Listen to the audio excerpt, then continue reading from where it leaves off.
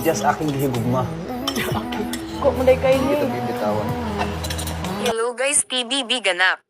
Matapos na ang lahat ng isyo kagabi about kay Jazz at JM. Ito na nga ang first day matapos lumabas si Dylan. Napansin nga nila ang sagot ni Sofia nung sinabi ni Sofia kay Jazz sa rap battle na sino nagsabi na gusto ko si JM. Kaya nung narinig yun ni JM ay tumili ito at nung pinalabas na sila hindi ito nag-appear kay Sofia. Tila hindi nga natuwa si JM kasi parang nag-expect din siya na may pagtingin si Sofia sa kanya. Kaya kinabukasan nga ay sabay pa din kumain ang adults at teens. Hindi pa nga natapos ang task magkahiwalay pa din sila.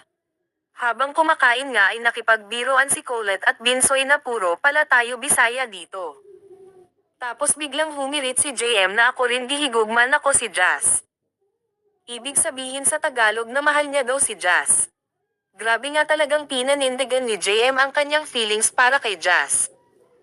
Seryoso na nga siya, dahil alam naman natin na nag-confess na siya noong nakaraang araw na gusto niya si Jazz dahil nakikita niya na kamukha at parang mama niya daw ito mag-alaga. Kinilig nga si Jazz nang sinabihan siya ni JM na gihigugma ka. Dahil nga alam ni Jazz ang meaning nun dahil Bisaya din siya.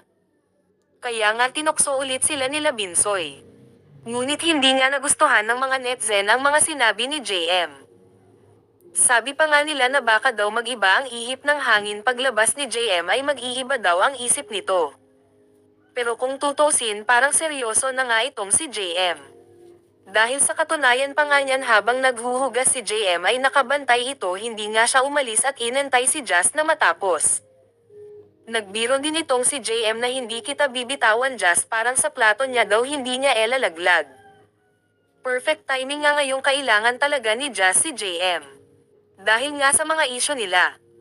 Dapat talaga manindigan sila sa kanilang nararamdaman sa isa't isa at ipakita sa buong mundo na sincere at tunay ang kanilang pagmamahalan sa isa't isa.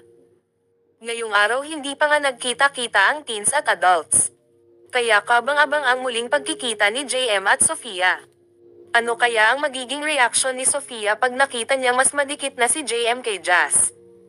Kayo ba guys sa tingin niyo seryoso si JM sa kanyang mga sinasabi kay Jazz? Bagay ba sila? E-comment sa baba, wag kalimutang mag-subscribe para lagi kang updated. Yun lang, salamat.